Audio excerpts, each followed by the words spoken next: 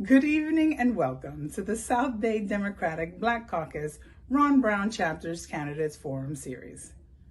I am Venus Mia Lovely, the first Vice President of this chapter. Tonight's going to be a little different than the other ones in the past, as tonight's forum will be broken down into 3 sections. So you'll be able to get a chance to hear from Democratic candidates running for Miami-Dade County Commission District 7, Florida House District 114, and Florida Senate District 39. County Commission District 7 includes Key Biscayne, parts of Brickell, Coconut Grove, Coral Gables, South Miami, Pinecrest, and Kendall.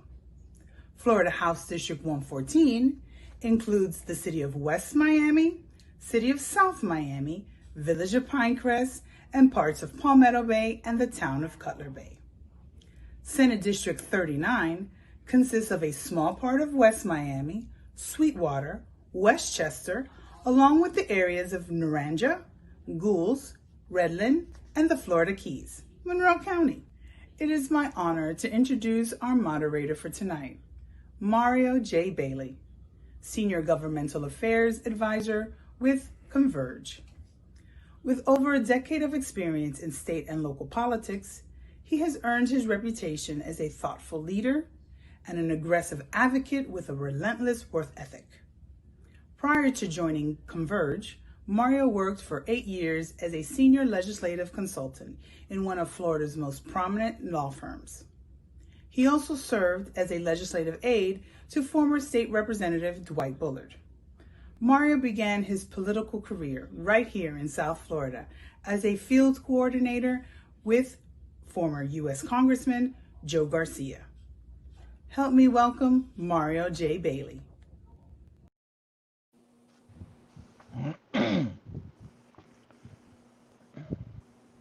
Thank you, Venus, for that intro. Before we begin, I want to recognize the officer, Kevin Chambliss, President, Venus Mia Fernandez Lovely, First Vice President, Lulu Randall, Second Vice President, Linda Rahim, Secretary, and Deanna Anderson, Treasurer. So we're going to begin tonight with County Commission District Race 7. We have 2 candidates tonight. Our first is Cindy Lerner. You're recognized to introduce yourself.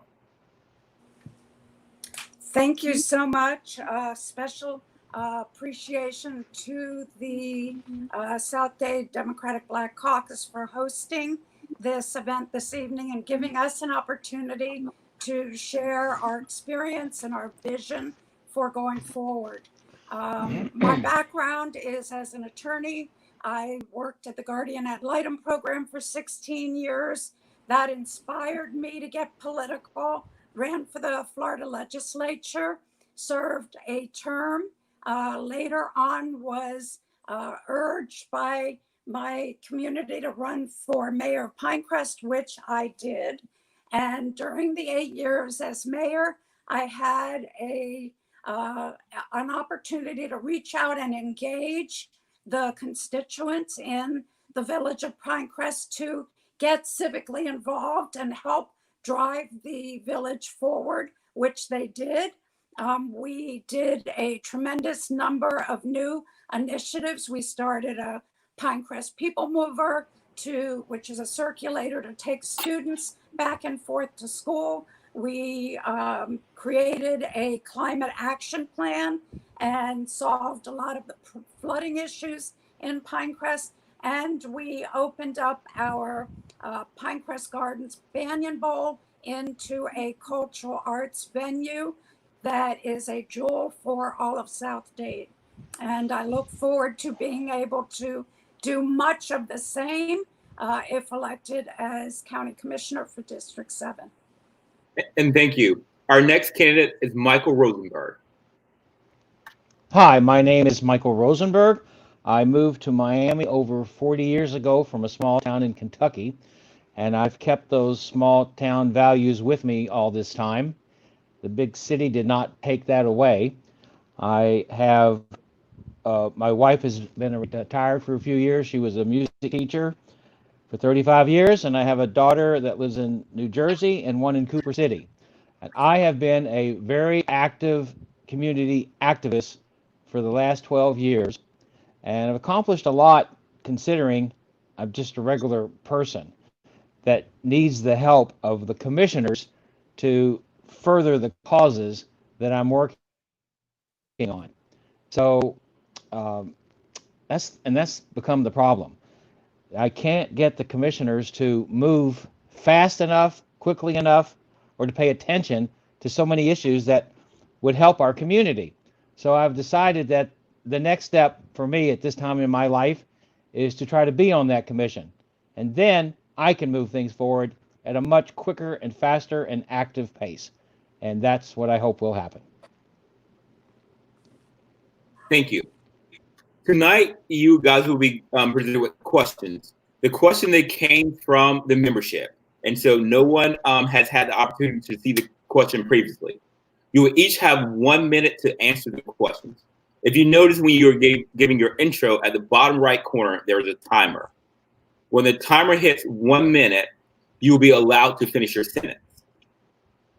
If you continue on, we will have to mute it to make sure that we respect everyone's time. So we're going to start off our first question. Since Cindy Lerner, you had the intro first, we'll go to Michael Rosenberg. The first question is to us. Tell us something that's very relevant about you that most people just don't know. Well, so many people think I'm a lawyer. And now that I'm running for office, even more people think I'm a lawyer. But the truth is, I majored in piano in college. I practiced 4 and 5 hours a day, and I was very good at that time. Now, if you heard me play, you'd say, you're really good. But back in the day, I played Rachmaninoff, Beethoven, and Mozart, Ravel, Debussy. Um, so people are surprised when they hear that not only am I a pianist, but also a composer. And I write songs. I've had a song recorded by El Puma, Jose Luis Rodriguez, famous singer from Venezuela. And I just had a song that was produced by Emilio Estefan, and it's called The Children of Our World. And I have big plans for that song one day. So I think that's what people are surprised to hear. Thank you for that. Same question to you, Cindy Lerner. Tell us something about you that is very relevant that most people wouldn't know. Probably the fact that my husband is a veterinarian. We were married right before he started veterinary school, so I went through veterinary school experience with him. He has a clinic in Kendall that has been there for 35 years, and he is the president of the Miami Veterinary Foundation. So over the course of the last 6 years, he has worked long and hard to do outreach with the pet community, providing indigent pet care in downtown Miami once a month, and working closely with animal services to provide spay-neuter programming. And so I've been very involved in helping them advance the work that they do in the community. Thank you. Back to you, Cindy Lerner. The current pandemic has exposed a lot of flaws in government. In your role as county commissioner, how would you help to mitigate those risks and improve preparedness for similar events? Well, let's hope we don't have a similar event anytime soon. But what I have seen over the past probably decade is that there is a very poor sense of communication between Miami-Dade County and the municipalities. They don't work well together. They don't play well together. I was president of the Miami-Dade League of Cities, and I reached out to Mayor Jimenez to try to collaborate on significant issues of climate change, sea level rise, and there was no interest there. There are many community activist groups who have come under the umbrella of the Climate Alliance that are working on grassroots self-empowerment to be better prepared for disasters. And the county isn't working with them either. So it's critical that we have more collaboration with local government, local organizations, and grassroots community. Thank you. Same question to you, Michael Rosenberg. This pandemic has exposed many flaws in government. As county commissioner, how you help to mitigate those risks and improve preparedness? Well, first of all, can you imagine if some country declared war on the United States and the response from our federal government was every state and every county and every city make your own defensive plans to fight this enemy.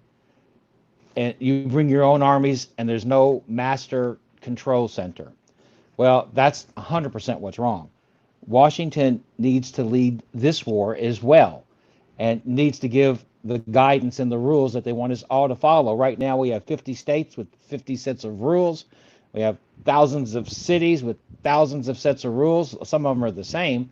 But at the end of the day, the only three that seem to make sense are wear a mask, stay home, and try to social distance. And that seems to be the guiding plan. And so what would I do different? I would encourage the federal government to get us all together on the same page. Because right now it's a total mess, even in our own county. The 34 cities, 34 rules. So that's what I would do, work to get together from the government. Thank you. We're going to go back to you, Mr. Rosenberg, for the next question. Let's talk housing. Home ownership has been said as the pathway to upward mobility. A great percentage of Miami-Dade residents are renters. How would you improve home ownership in Miami-Dade County? This is 1 minute, right? Yes. Yes. Okay, so you have to reach out to the experts. I can't answer that in 1 minute. I can tell you that I reached out to Annie Lord, who is just finished a study. It took them 2 years to come up with what they believe will be solutions. And so when I first talked to her to learn more about it from somebody that had been working for 2 years to create an answer, you want something in 1 minute. So when I called her, the conversation, I said, can you tell me in 1 or 2 minutes so I can help me for the forums? And that was 2 hours. And we didn't even begin to touch on everything that's needed. So the answer to that question would be to bring in experts like her. And I asked her if she knew other experts in her field, and of course she does. And the answer would be to bring in the experts. I asked very hard questions. And at the end of the meeting, actually come up with concrete actions that we could do rather than just have a meeting and then walk out and nobody knows what was accomplished. So that's where I would start. Thank you. Same question for you, Ms. Lerner. Home ownership is known as the path to upward mobility. As county commissioner, what will you do to improve the home ownership rate of residents in Miami-Dade County? Okay. Well, when interest rates are as low as they are right now, it's a great time for people to try to get in and buy, but it's also a horrible time because so many people have either lost their jobs or their businesses or at risk. We have got to build more affordable housing, especially for our single young adults and our young families that cannot buy because of the affordability gap between what their salaries, if they have one, is and what the cost of entry level into a starter home.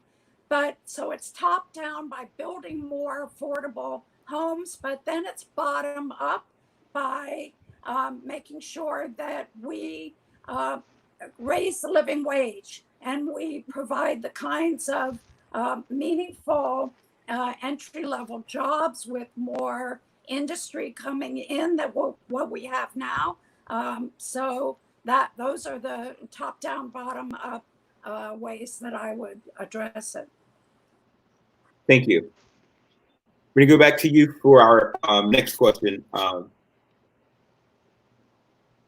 Ms. Lerner. The Florida Department of Justice sued Miami-Dade County and the Florida Department of Environment and Protection regarding infrastructure closely related to our mishandling of our sewer system. Between 2007 and 2013, roughly 51 million gallons of untreated sewage flowed, and roughly 29 million of that reached our waterways. They entered into a settlement for roughly $1.6 billion. Miami-Dade County said they would begin to improve our systems. How do you feel that Miami-Dade County is working toward that? And do you have plans to change that if you're not comfortable with the direction that they're moving? Yes, I do have plans. I've spent a lot of time learning more about the issue. I serve on the board of Miami Waterkeepers and have learned a great deal from them. I sat through the Biscayne Bay Task Force meetings for the past year. And what I have learned is that the county is taking its sweet time. There is no sense of urgency for moving us forward and solving this decrepit system that they have failed to maintain for decades. And there's still no sense, even as sewer pipes continue to break. So if I were to be elected, I would make sure that there was a much more aggressive schedule for going to the oldest pipes that are breaking as we speak, and insisting that they advance the funds to assure we have no more breaches in that. Then we will have to work on the septic tanks that are failing at the same time. And again, the county is not addressing it, not treating it as a crisis. I will. Same to you, Mr. Rosenberg. Miami-Dade County. Well, sorry. Okay. I remember the question. This is one of those questions where money is so critical to the answer. So it's besides the waste that we send into the ocean, and besides how we're going to change it and send it deep into the earth, and besides the need to change to people on, and the need for the septic tanks. I mean, you're talking billions of dollars. And so I think after we identify all the problems and then sit down to look at solutions for those problems, then, and the thing is, if you had 10 experts in a room, 5 are going to say do it one way and 5 are going to say do it another way. So you got to really work to get the answers you believe in. And then at that point, identify how much money it's going to cost. And then it becomes the big problem. And somebody has to pay for it. And so that's the point where the meetings seem to end. Because when it comes to who's going to pay for it, it's as far as you can get. So I think we need really creative ways to think about financing and identifying all of the needs for our infrastructure when it comes to the environment. Okay. We're going to go back to you, Mr. Rosenberg, for our next question. We're going to talk transportation. What do you feel will make public transportation more accessible to the residents of your district? Well, for the last few years since I started taking public transit to go from my house in West Kendall downtown to the government center, I started using the bus that connects to the train. And I found out that I could get downtown instead of an hour and a half in my car. I could get on the train. If I'm lucky, the bus and the train connection could get me there in 45 minutes. And while I was on that train and on that bus, I could do reading, I could do computer work. So I learned that I saved a lot of time, and when I would get home, I would have so much extra time. So that's the message that I've tried to communicate to the citizens of our county, that to just try the transit. And so I've suggested that the transit should be free for a year, and we may get to do that now because of some COVID money. And during that year, have very aggressive marketing campaigns to encourage people to try it. And hopefully, at the end of a year, people will realize what I've realized. But the marketing has to be spot on, and you've got to work all that you can to get people out of their cars and at least start trying it. So free may help. If we could pay people, it'd be even greater, but we can't do that. So thank you. Same question to you, Ms. Lerner. What would you do differently to improve access to public transportation for the residents of the district? Okay, I'm going to try to spend 30 seconds on bus and 30 on Metro Rail. 30 seconds on bus. The bus routing system has not been updated and upgraded in 30 years. The Better Bus Project has just come up with a new routing system that would provide more expedited coverage and resources to get the buses to move faster and get people to work. So I would make sure that that got implemented as quickly as possible with additional dollars, because the county has starved the bus system, has eliminated routes, and not updated the buses as they should have. So that's got to be done. Metro Rail, I am still committed to extending Metro Rail from Dadeland to Homestead. I will fight for it because we desperately need to have that extension, and we've got to take the money that was diverted from extending transit and recommit it to where we can then draw down federal dollars. We can recruit public-private partnerships to come in and build transit-oriented development with the transit hubs and that housing that I said has to be built to be made affordable. Thank you. Our next question is about MDX and GMX. They have a program to give rebates to their user. Are you taking advantage of this program, and will you expand it, or do you feel it should be used for other things? Back to you, Ms. Lerner. Are you referring to the rebates for tolling? Correct. They're paying for tolls. Yes. I have not used it. I haven't utilized the roadways where tolling is imposed on a regular basis very often. So I would not. Would I continue it? I think we need to do a revision of MDX and reduce the building of more highways that they feed the tolls into, and increase the investment in transit so that we move our community forward using more transit, less highways, and less tolls. Thank you. Same question for you, Mr. Rosenberg. I went to MDX about 8 or 9 years ago, suggesting they have a rebate program.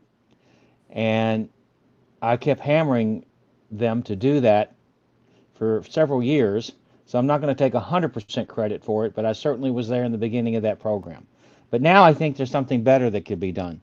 I believe that if you carpool, if you carpool during rush hour, that MDX should waive the tolls. And it makes sense because it would encourage people to carpool, and you'd save all those hundreds and hundreds of dollars of tolls. And so this is an example of why I need to be a commissioner, because there were several commissioners that thought that was a great idea. And one of them tried to help. And what he did was he wrote a letter to the director of MDX to see about the possibility of implementing that idea.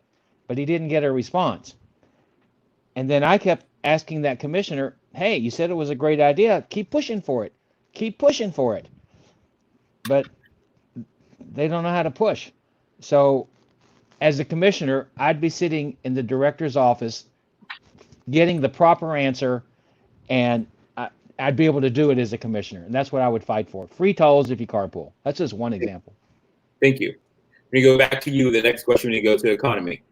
Last month, was the numbers that were reported. The state of Florida lost roughly 797 million in revenues. With a tighter budget as a county commissioner, how would you assist small businesses that have been decimated by this pandemic, Mr. Rosenberg? Well, I just heard that in our current budget there was $100 million set up, extra money that's surplus to help people in this COVID environment. And then a couple of the commissioners said, why don't we use that money and give it back to the community to help them, in other words, a reduction in their property tax to help them get through the COVID epidemic. But for every $30 of property tax, it generates about $50 million. So if we did that, the average person would get back a rebate of $60. I'm not sure that's the answer to the COVID economy question. I think better use would take that $100 million and have something like a Marshall Plan where we helped the people in Europe after World War II to get back on their feet. I think we need a fund like that $100 million where we loan it out to businesses that are struggling. They have to pay it back. But if we can't get the money from the federal government and we can't get the money from the state, there's a choice. And the choice is let those businesses go out of business or create some sort of what I call a Miami plan, where we have a fund of money to help those people. And it may have to come from our own pockets, neighbors helping neighbors. Thank you. Same question for you, Ms. Lerner. With a tighter budget at the county, how will you assist small businesses that are being negatively impacted by the pandemic? So it's my understanding that the county has done well with the CARES, the federal dollars that have come down through the CARES Act, and that is not the last of federal dollars that will be coming down. They haven't even applied for FEMA dollars yet. So there is tremendous opportunity there. I believe Commissioner Eileen Higgins was able to initiate a small business loan program to get started. There's also been funding for rental assistance programs, but they've only scratched the surface. There's tremendous opportunity to provide more in the way of forgivable loans for small businesses once they are able to get up and running again, to pay for their rent and for their employees to help them get moving. And then for those businesses that will not come back, many restaurants will not, there has to be entrepreneurial opportunities and new job training and new mom and pop grants that would allow people to start up new businesses if the one that they had is not able to come back. Thank you. We're going to go back to you, Ms. Lerner, for our next question. It's also regarding the economy. If you look at most data, a lot of stats, you see there are large disparities of economics within the Black communities. What specific plans would you have if elected to address those issues? So again, I think it is incumbent on the county commission to invest more energy and be more visionary about providing new opportunities, especially for impoverished communities. I have been on the 21st Century School Bond Committee, advisory committee for the past 7 or 8 years. And the school district did a disparity study to look at what where their money was going. Was it going fairly throughout the community, especially to minority and women's businesses? And it was not. So they have done an extraordinary job of outreach and training and helping people get certified. The county should follow that model and do the exact same thing to provide opportunities for minority and women-owned businesses to be certified to be able to get jobs that they had up to now not been able to. Same question for you, Mr. Rosenberg. What specifically would you would do to improve the economic disparities within the Black communities? Well, as the founder of the Pets Trust, I recognized the problem, found a solution to the problem, found out how much it would cost to solve this problem, went to the public, educated the public, they voted to do it. I have a plan that I've been trying to get in place. I call it the Liberty Trust. The city of Miami actually endorsed it with a resolution asking the county commissioners to look into it, but they haven't done it, which is why I need to be on the commission. Now, the Liberty Trust would be a plan to fund and help programs in the inner cities. So what would happen is the people that are involved in all sorts of different programs would come up with what they need financially to make their programs be more efficient. We would calculate how much that would cost, and then we would go to the community and say, do you like it? It's not me saying I want to raise your taxes. It's the community saying this would be a great program, and we would like to vote to help. So I call it the Liberty Trust, and I can send you more details later. Thank you. And go back to you, Mr. Rosenberg, with our next question. Gun violence seems to be a problem throughout Miami-Dade County. What plans do you have to reduce gun violence, specifically in South Dade? If I could, I would take those 27 words of the Second Amendment and try to rewrite it to make it clearer. So that's the first step, and that's not going to happen, unfortunately. So I believed in the strictest of gun measures possible. The high-powered weapons, they should all be banned. I believe, in fact, that the rule should say that you can have a gun in your house, and you can have a gun if you go hunting, but do you really need a gun when you're walking around on the streets? So I try to expand that conversation because I don't really understand why I would need to carry a gun when I'm walking around on the street. So I would suggest that we need lot stricter laws. The worst that can happen is we save more lives. So I'm a huge advocate of gun control, and it's gun control ! Exclamation mark! Exclamation mark! Exclamation mark! Thank you. Same question for you, Ms. Lerner. What do you do if elected to decrease gun violence in South Dade? So while I was mayor, I joined Mayors Against Illegal Guns, and when that program went away, it was consolidated with another program. I am now active in Moms Demand Action, and those programs are engaged in grassroots efforts to raise awareness of who's got guns where, not allow children to be unsupervised in homes with guns. We need to prohibit gun shows at the fairgrounds. That's county property. There is no reason there should be any gun shows on county property. We need to close the gun show loophole. There are a lot of laws that can be passed, but we also need to do better education, buybacks, and get more community policing involved with that, so that we're giving hope and other opportunities to our youth than having them feel like they need to resort to gun violence. Thank you. Same question to you. Next question. So as you've watched, we've had massive protests sweeping across the country, particularly in response to police brutality. Are you in support of a civilian oversight panel?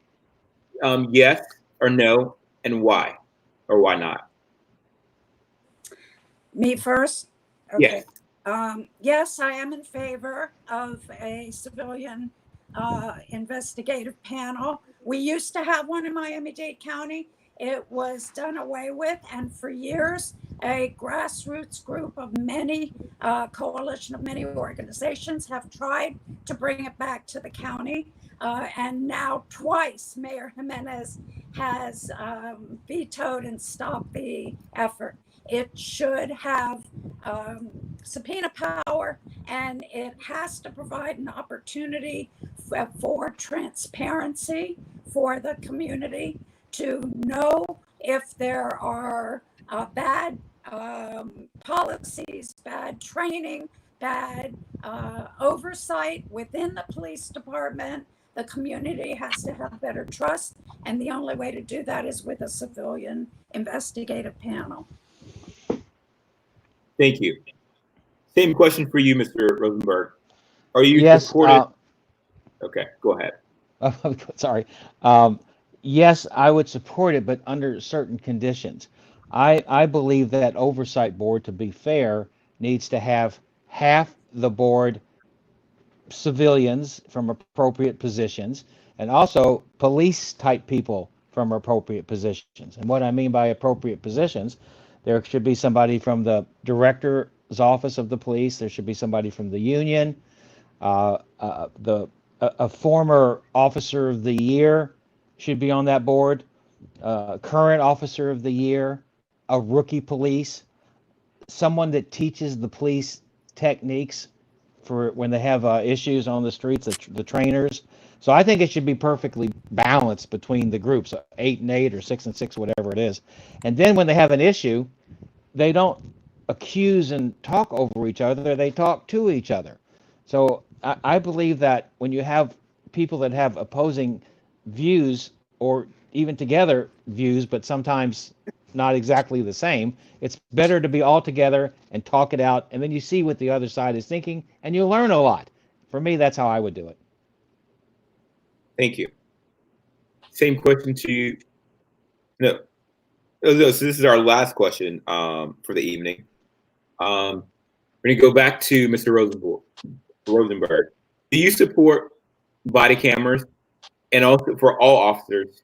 And also, do you believe that they should be turned on at all time at interactions? And also, are you for them being released to the public at all times? That's easy. It's yes and yes and yes. I'm assuming there's times where maybe there's family disputes where there could be times where there's some sort of privacy situation, but regardless, the camera should be on, and then maybe the oversight board determines if it can be released. So this is a simple answer for me. Yes, it's amazing that we have these cameras. So 100% yes, they should be in use, and 100% yes, they should be on all the time, and 100% yes, they should be turned over as soon as legally possible. So I don't need a minute for that one. Thank you. Same question for you, Ms. Warner. Are you supportive? Sure. Are you supportive of body cameras? Do all police officers have them? And for every incident when they're engaged with the public, should they be used? And also, should they be considered public record? Yes, that they should be, every police officer should have them, and they should always be on. They should always be reviewed by supervisors and if questions arise to a civilian panel. But there are probably things that go on that merit discipline, that a very careful review of how police operate within the community or in various instances would probably help avert problems later on. So yes, they should always be on. They should always be supervised and reviewed. Thank you. Well, I want to thank you both for joining the South-Dade Democratic Black Caucus Ron Brown Chapter Political Forum tonight. We're going to allow each of you to give 2 minutes in final words. We're going to start with you, Cindy Lerner. Okay. Thank you again to the South-Dade Democratic Black Caucus I appreciate the outreach and the work that you do in the community and your advocacy. I have, because we're all Democrats here, I have a lifelong record as a Democrat. When I first served in the legislature, it was a partisan position. So I had the opportunity to come in and engage in fighting for and supporting progressive democratic values in the legislature. As a mayor, it was a nonpartisan election, a nonpartisan position, but I soon learned by getting involved in the National League of Cities that there are, in fact, organizations that are part of the DNC. I got involved in the Democratic Municipal Officials Organization, and from that rose to be president of the National Board of Democratic Municipal Officials. That gave me an opportunity to travel all over the country and learn more about best practices in local governance. And by being able to absorb what works well, I felt like a sponge, soaking all that good information up and bringing it back to Dade County. I was only able to utilize it at the municipal level while mayor, but saw how much can be done at the county level. And that's what I hope to be able to accomplish as a commissioner, to advance much more progressive values on the commission. Thank you. Same for you, Michael Rosenberg. You have 2 minutes to provide closing remarks. Yes, I want to thank you for having the forum tonight. And I want to tell you that the friends of mine that have encouraged me to run for office, the ones that really know me, they know what's going to happen when I become a commissioner. They know, for example, that the meetings probably will take twice as long. And they say that in jest, but in seriousness, they know that I question and challenge everything. I want to know, when things are being done, are they done the best possible practices? Is the most economical ways? Is there another way to do it? Is there another way to say it? Is there another way to phrase it? Who gave you that information? So people that know me have watched me in action through the years, and they know that when I do something, it gets done really well. So this is the time of my life. I'm at the age now where this is it. I'm not looking to run for any other position in the future. I'm not a perennial candidate looking for some office to try to just run for, just to be running. But I have a mission, and my mission is to help people. I've been doing it for 12 years. And so as a commissioner, I'd have the tools of the county supporting all the things that I want to work on. I'd be probably the most proactive, run out of the office to actually help people commissioner you've ever seen. So I think that people would experience the type of government that you think that we should have that you just don't see.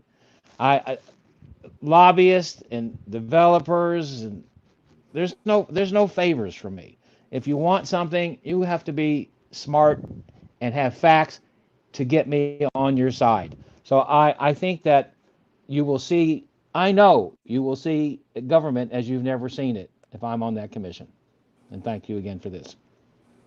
Thank you both for joining us tonight. Thank you. Thank you. Great. Now we're going to go over to Florida House District 114, where we have 2 candidates. We have Jean-Pierre Bateau and Susie Loisel. We're going to give each candidate 1 minute to start off introducing themselves. We're going to start with Jean-Pierre Bateau.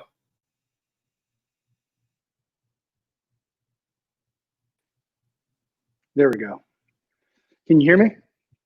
Yes. Perfect. Well, thank you very much. My name is Jean-Pierre Bateau, and I am running to be the state representative for District 114. At the outset, I will say that I accomplished something that I will never be able to top. And that is, as an Army officer, I led 26 men into a combat zone and led those same 26 men home. But it would not be fair to take sole credit for that achievement. My soldiers and I, we came from all over this nation. We did not have shared backgrounds or cultures or experiences, but we came together out of a profound belief in service. And together we kept people safe and unoppressed and brought each other home to all of our families. And so I believe that is the type of leadership that we need in this district, leaders that exhibit a sense of duty, of selfless service, that are willing to fight injustice in all its forms. And so I did that for my country, and with the voter support, I will do that for my community as well. I want to thank the South Dade Democratic Black Caucus, the Ron Brown chapter, for giving me the opportunity to speak to voters today, and I look forward to your questions. Thank you so much. Thank you. Our next candidate is Susie Lodell. Hi, Mario and Jean-Pierre and the rest of the Black Democratic Caucus from South Dade. It's a pleasure to be with you here today to express my leadership skills and the history that I have brought to the South Dade community over the years. As an elected official currently as the Vice Mayor of Cutler Bay, and I've been in office with Cutler Bay for over 10 years. I have proven leadership skills to bring to the State House of Representatives, District 114, as a leader. I've also led through my life's work with the YMCA for 32 years. As one of my best positions that I had there was the Director of Government Relations, where I was able to work with the legislative officers and legislative delegates in the Florida House of Representatives and in the Senate through the YMCA State Alliance of YMCAs. And it's been a pleasure serving in that capacity. And I appreciate taking your time today to introduce myself.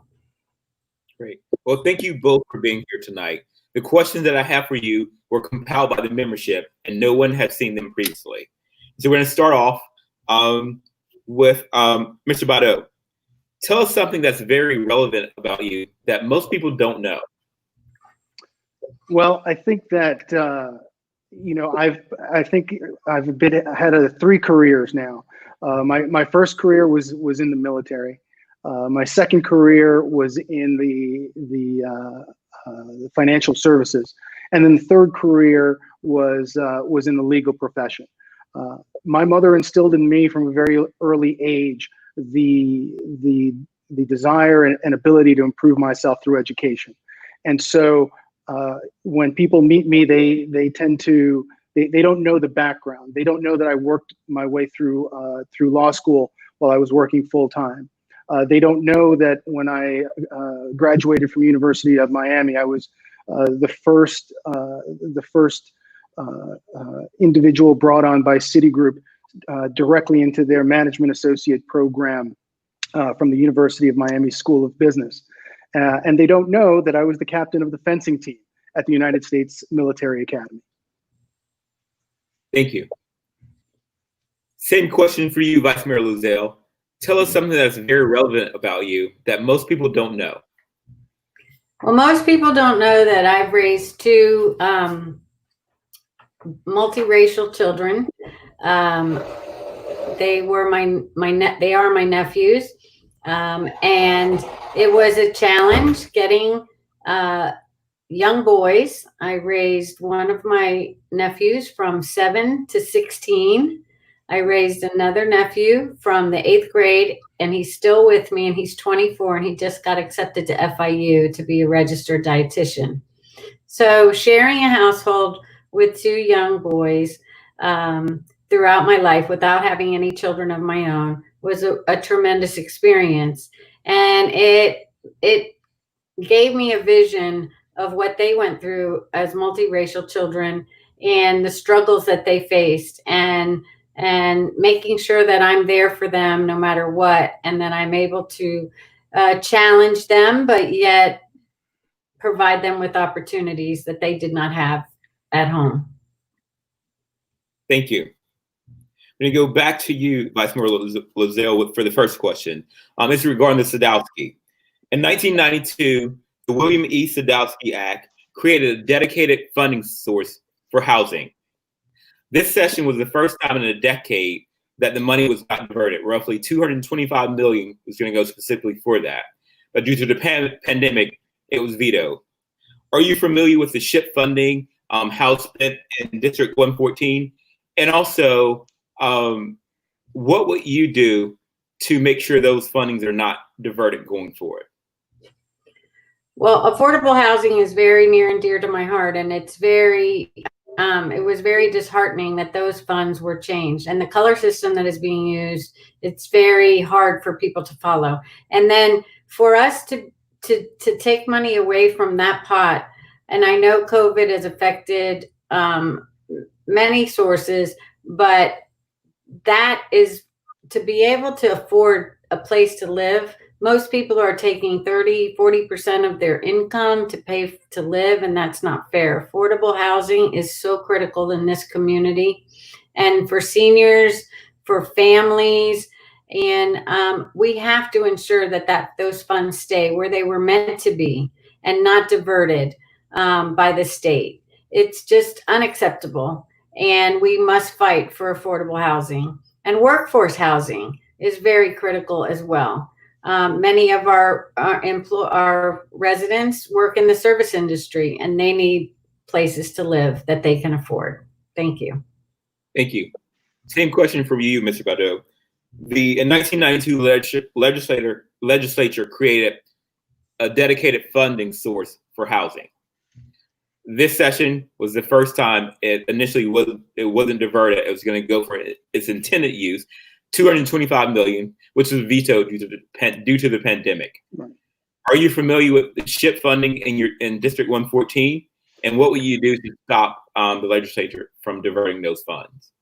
Well, the answer to that question is to be part of a blue wave that sweeps through the legislature that changes how Republicans do business in Tallahassee. For those that don't know, the Sadowski Fund was set up to ease the burden of housing costs through the payment of a 10-cent dock stamp tax. And historically, Republicans in the legislature have done whatever they could do in the name of being pro-business. In reality, they're being pro-bad business. And what they've done here with the Sadowski Fund is essentially they have not provided funding that was mandated to go to affordable housing. And only under the auspices of COVID, for the first time in 13 years, Florida has agreed to fully fund affordable housing. That's wrong. It should have been done from the very beginning. And so my position is very simple. We have to fight economic injustice as well as all forms of injustice. And that's a typical of the type of fight that I will bring to Tallahassee. Thank you. We're going to go back to you, Mr. Badeau, with the next question. Still on housing. There's currently have been a sharp increase in rental housing. What, or if anything, the state can do to assist in decreasing the cost of rental housing? So there's a couple of answers to that question, right? There's the sort of COVID response and the pre-COVID response. But we are in a world where, unfortunately, things have not been handled very well. We are in the middle of an economic crisis, a health crisis, and a hunger crisis. And so a lot of times what I deal with in my line of work is really simplified into just following the money. Why have rental housing prices gone up? Well, part of it is because we had a SMART plan that, in theory, was supposed to develop Miami-Dade County in a way that was fundamental to its residents, and frankly, that has never happened. Right? Developers can come in, say that they're putting in a plan. It's part of the SMART plan, but it's just a lot of retail with a couple of rental units packed on the side. So we need a fundamental rethink on how we work together at all stakeholders, the state and local, as well as developers and individuals, to come up with reasonable solutions. Thank you. Same question for you, Vice Mayor. What, if anything, can the state do to assist with the increase in rental housing costs? Or Well, rent? yes, there's a lot of programs out there. Being a grant writer for 21 years at the YMCA and working with funding sources all over the country to help with housing. We created a mixed-use development that had a YMCA on the bottom and affordable rentals on top. The rental housing market, in order to make it work, it's good to have mixed rental incomes within the development so that it's not all one type of income. And what it does is it proposes to be a better market and more affordable for the developer to be able to have some that can pay higher and some that can pay lower, and it allows that person to be able to pay their bills and their rent and their mortgage on the complex. When you put the developments together and you mix the housing up, it seems to be a more palatable way to help with affordable rentals. Thank you. We're going to go back to you, Vice Mayor Loiselle, for our next question regarding transportation. How can the state become a better partner with Miami-Dade County in increasing public transportation and its access? Public transportation is a big mess, especially in the South Dade community, of which we represent in District 114. We need to work together to bring the Metro Rail down south. We need to make sure that the state is helping to draw down the federal dollars to help us make the infrastructure to make the transit better for everyone. We need to look at reverse commuting as well. Public transportation, all of the jobs are downtown. And if we can work on some of the areas that we have, for example, like the Southland Mall and other areas, and attract more businesses to reverse the commute, that would ease some of the traffic. And public transportation is the way that we need to do. If we build towards US 1 on the transit corridor, when we put in our affordable housing on the transit corridor, it will help those who need transportation get to work and to the jobs that they need. Thank you. Same question from you, Mr. Butto. How can the state become a better partner in improving public transportation in Miami-Dade County and improving access to it for all our residents? Well, I think they'd be a better partner if we were part of a blue wave. You might hear me say that a couple of times. But transportation is a mess. I think Susie and I agree 100% on that. Ultimately, that is an issue that has to be dealt with through multiple stakeholders. We have both federal funds and state funds, as well as local funds and local expertise that all have to be brought together. I am 100% in favor of taking the Metro line and bringing it on a north-south axis all the way down to Cutler Bay. Ultimately, it could go a lot further as well. But my belief is that we need to come together and have rational people discuss what needs to be done. We can all look at the specific lines. There's only certain roads that get through to Cutler Bay. There was actually the Miami-Dade County Transportation Planning Organization published a report a couple of years ago and put in a whole list of actionable items that could be done. And that's a starting point. And then we get to the really big items, such as the Metro Rail. But we already have an idea of where we need to go. We just have to partner together to get there. Thank you. We're going to go back to you, Mr. Butto, for the next question. High quality early learning is very vital for kids. What plans do you have to ensure kids in your district are ready to begin K through 12? I think we need a holistic approach to education. I was very happy to get the endorsement of Dr. Nancy Lothar, who's former PTA president, Miami-Dade PTA president, and she and I are 100% in agreement in that we believe that the best way to nurture growth, nurture education, is to attract the best teachers. And so part of my fight is going to be to bring the best teachers we can to the public school system. And part of that has to be transparency in education, because we have too many problems with charter schools in particular throughout the district. And so, you know, there's several problems, from the lack of transparency in how they run to the fact that you can't even trust the numbers that they provide. There's a lot more than that I could go to in just 30 seconds or a minute, but ultimately we need a holistic approach to solving that problem, and I'm confident we can get there. Thank you. Same question to you, Vice Mayor Loiselle. High quality early learning is critical for kids. What plans do you have to ensure that our students are ready when they enter the classroom? Early learning is very, very important. Working for the YMCA for all of the years that I did, I've written many grants on the importance of early learning and even in early childhood with brain development. Early Head Start programs need to be increased. We must also make sure that we have the VPK programs working hard for our children.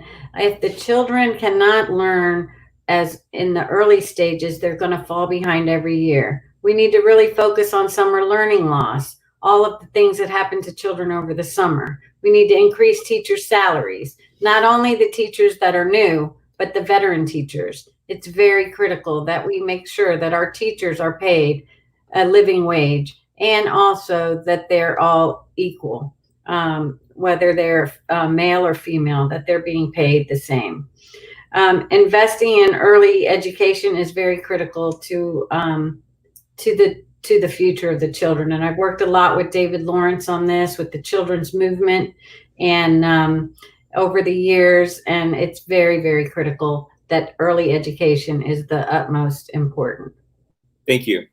We're going to go back to you, Vice Mayor Loiselle, for the next question. Would you vote against any legislation that will roll back any referendums that were approved by the residents of Miami-Dade County, or also any legislation that attempts to weaken the charter for Miami-Dade County? No, I feel that home rule is very important, that we maintain home rule in the legislation. If there are anything that has passed that has been a detriment to the community, then we need to take a hard look at how we can repurpose it and refocus the laws that have been changed that are to the detriment of this community. It is very, very important to protect our charter and to protect home rule, and to make sure that that Miami-Dade County stays on the forefront with everything that has to do with any amendments, referendums, any of those laws. So it's very critical that we take a hard look and fight and change what we can. And if we have to turn anything over, then we do it diligently and we fight hard to do that. Thank you. Same question for you, Mr. Bado. Would you roll back any legislation? Would you vote against any legislation that attempts to roll back any referendum passed by the residents of Miami-Dade County, or any legislation that attempts to weaken the charter of Miami-Dade County? You know, I think there's a bit of a disconcerting effort in Tallahassee the last couple years in particular, where they have tried to preempt local government and establish rules in Tallahassee that don't make sense for the local counties.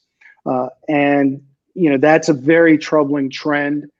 There are perhaps some instances where preemption can make sense, but not the way it's been pushed in Tallahassee, where simply because the Republicans have a handle of the legislature there currently, they feel that they are empowered to dictate how counties around the state can function. I think that is out of touch with what is going on in our communities. It's out of touch, certainly, with what's going on in Miami-Dade. And I would not support any action in terms of preemption or in terms of foregoing home rule. Thank you. We're going to go back to you, Mr. Badeau, with our next question. What comprehensive plans do you have to address this severe economic disparities in the Black community?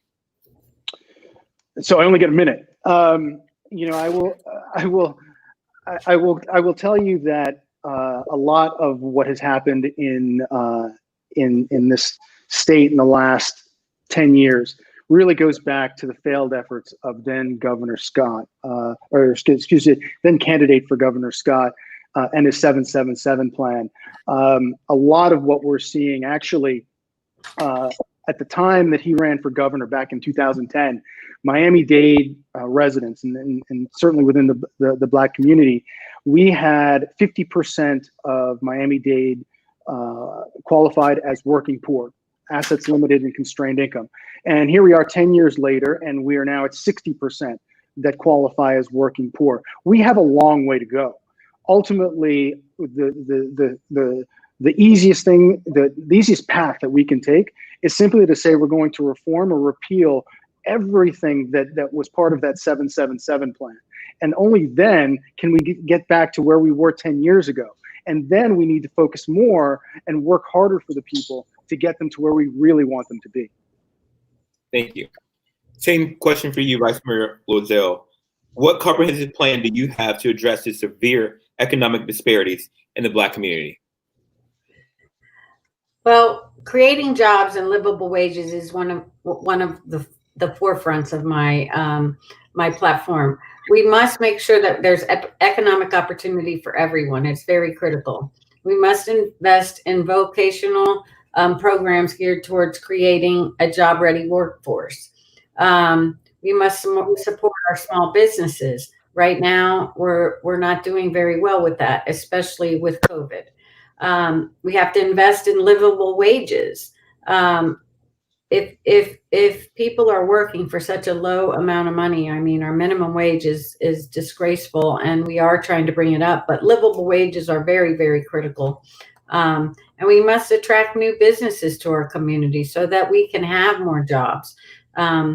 Economic opportunity is for everyone, and it must be fair, and people must be able to live off of what their job and what their income is to bring them home and be able to live a happy quality of life. Thank you. We're going to go to you, Vice Mayor Loiselle, for the next question. Okay. Amendment 2 seeks to increase the minimum wage eventually to $15, raising it starting at $10, going $1 per year until 2026. Are you supportive of this amendment? Yes, I think we need to raise the minimum wage. Again, we need a livable wage, and if you take that dollar amount and you multiply it by 40 hours a week, you can see that we have to do what we can to make it livable in our communities. Right now, families are paying 30-40% of their income to pay just for the rent or the mortgage, and so that is detrimental to quality of life. And that is not allowing them to be able to buy the food and the resources that they need in order to live in our community. So raising the minimum wage is very, very important. It may be hard on some small businesses, but we must all invest. And there's creative ways that we can do that. Again, there's funding to be able to help increase. And there's grants and there's federal money that we can match in order to bring our wages up to where they need to be. It's very expensive to live here in Miami-Dade County, and we need to address this wholeheartedly. Thank you. Thank you. Same question for you, Ms. Badeau. Amendment 2 seeks to raise minimum wage eventually to $15, starting at $10, raising it $1 per year until 2026. Are you supportive of Amendment 2? I'm supportive of it, but I don't know that it's enough, really. In 2020, the Florida minimum wage is $8.56, and I think all of us can agree that you can't live off of $8.56 in this economy in this city.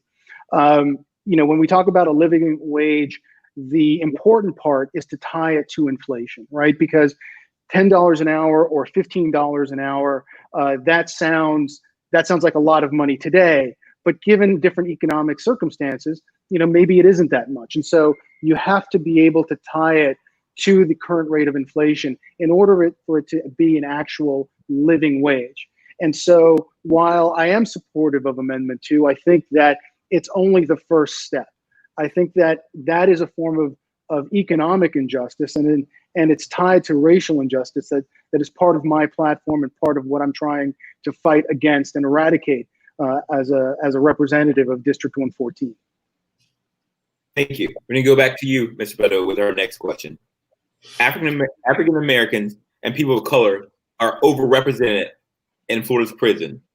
What legislation would you propose to decrease the prison population and also to eliminate those disparities?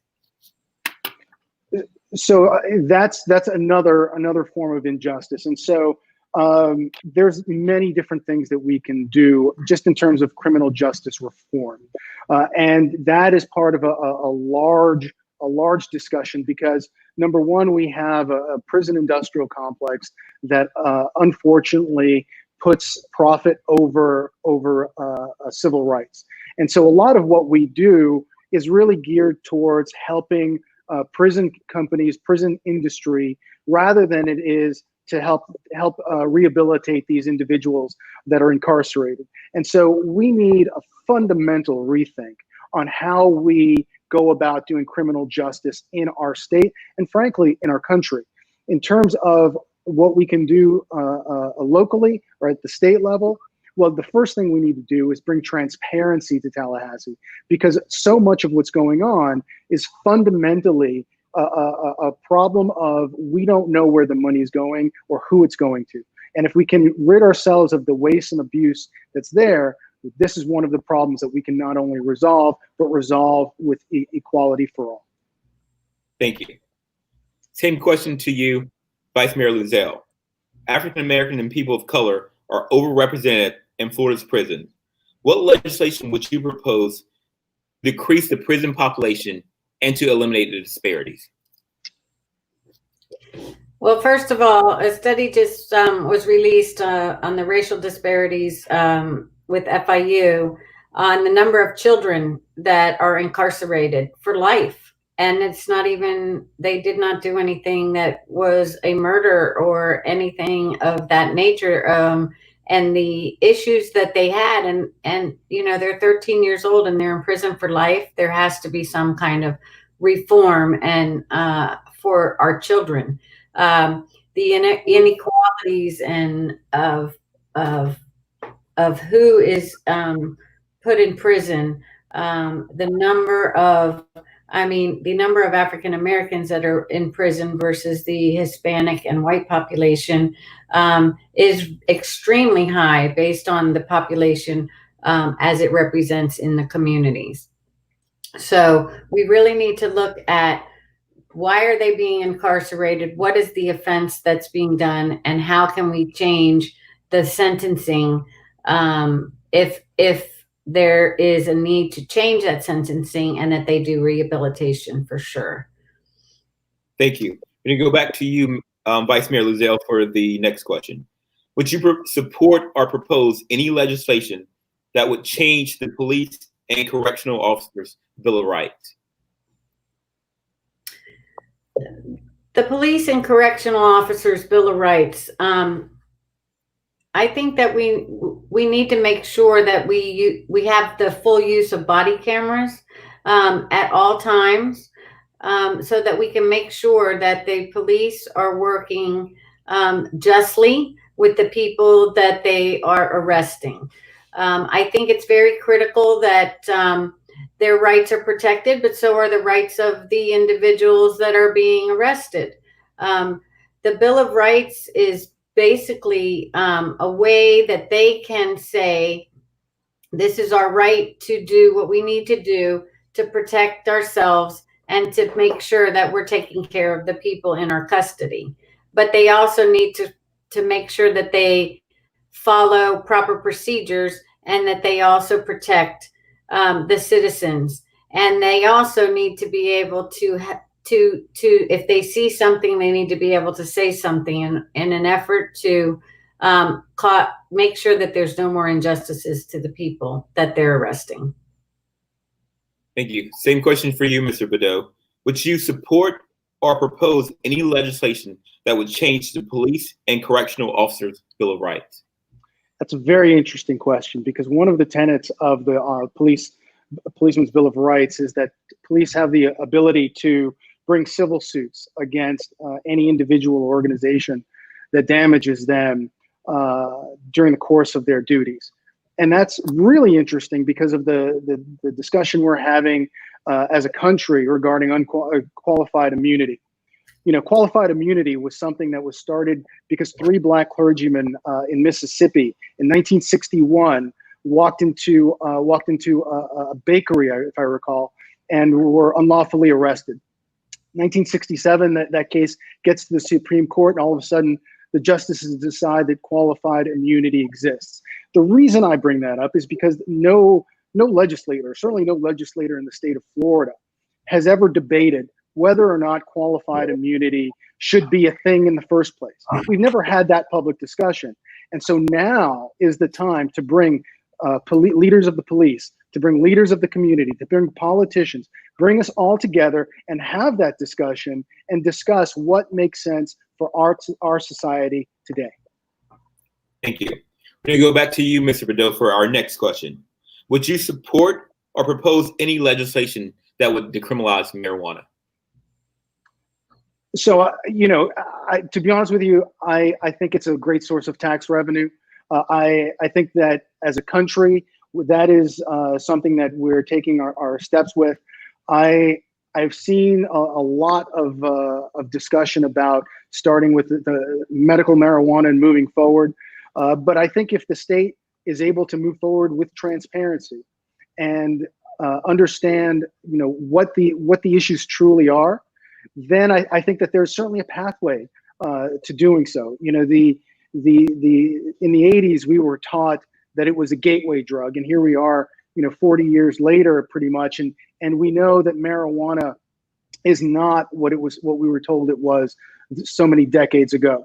But at the same time, it can be a source of revenue, and it also can be something that causes issues in some individuals. So again, that's something that we need to look at. And if it makes sense, bring stakeholders together. And I would, under those circumstances, support decriminalizing marijuana use. Thank you. Same question for you, Vice Mayor Loiselle. Will you support or propose legislation to decriminalize marijuana?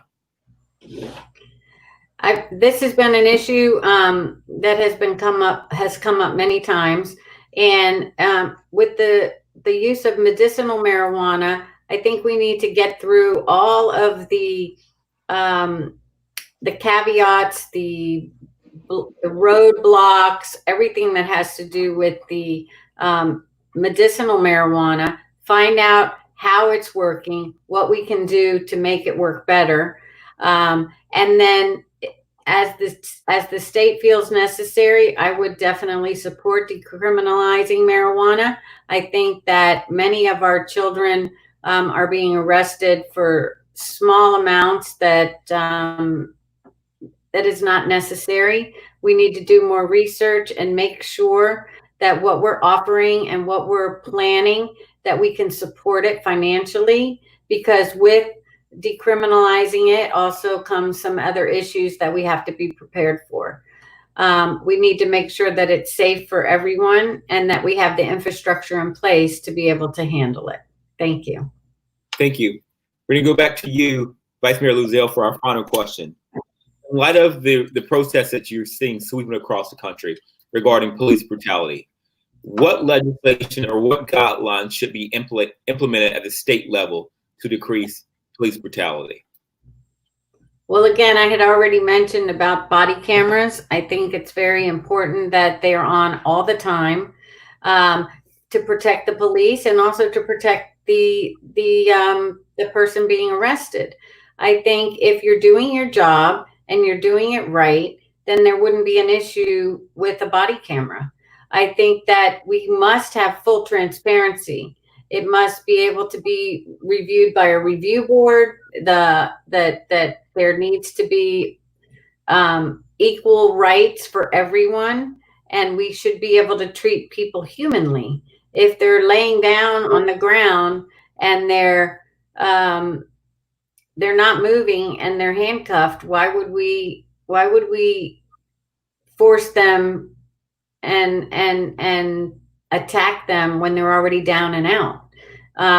You know, I think that you need to be respectful of people. Of course, you need to protect yourself if you're being attacked, but if you're not being attacked, then you need to follow the rules, and that the other police officers need to speak up. If they see something, they must say something, and they must try to get their fellow officers to not be so brutal.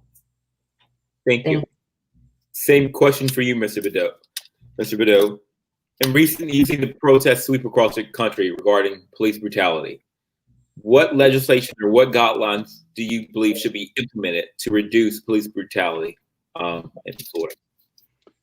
So that reminds me of my time in the service. For many years, I was a NATO peacekeeper or a UN peacekeeper, even though I served under the American flag, and we had an inordinate amount of training to prepare us for those situations.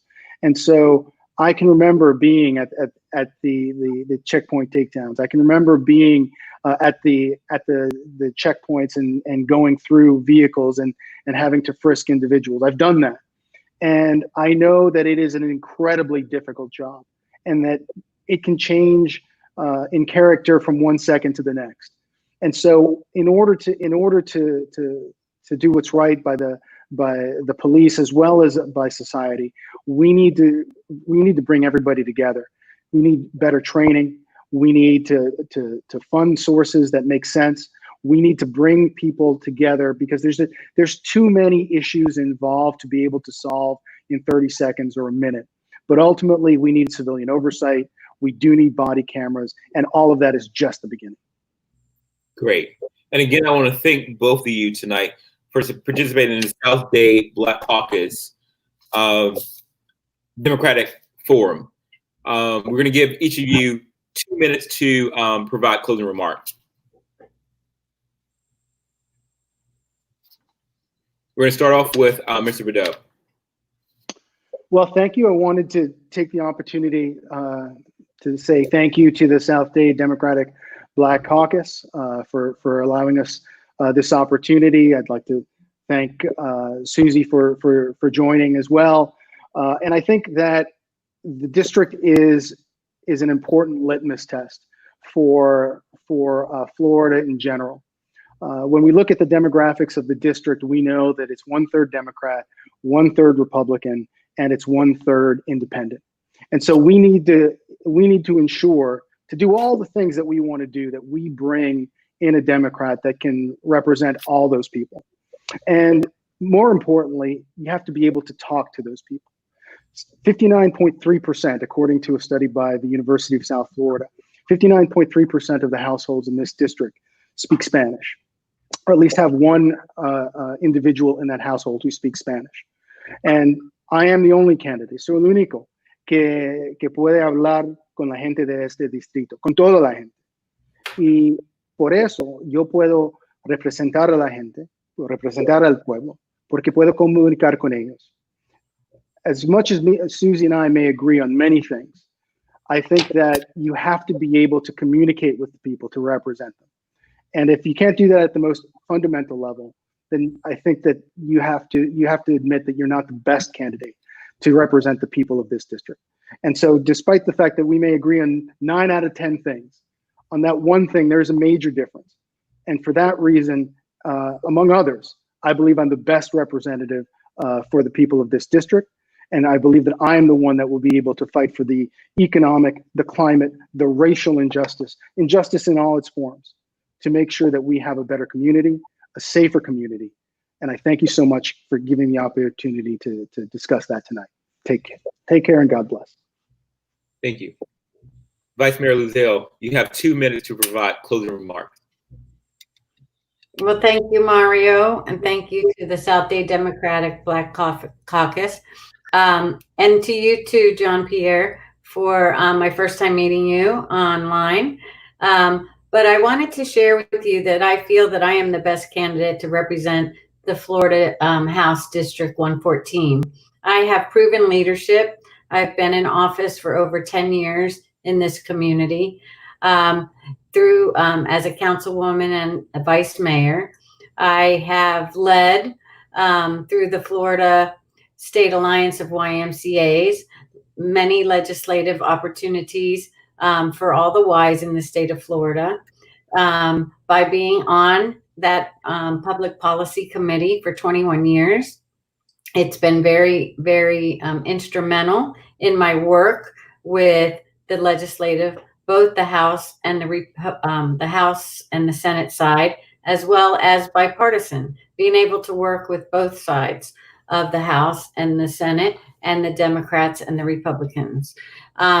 It's important to be able to advocate for what is right. And I have advocated for children's issues and for family issues. The working poor has been one of my biggest issues.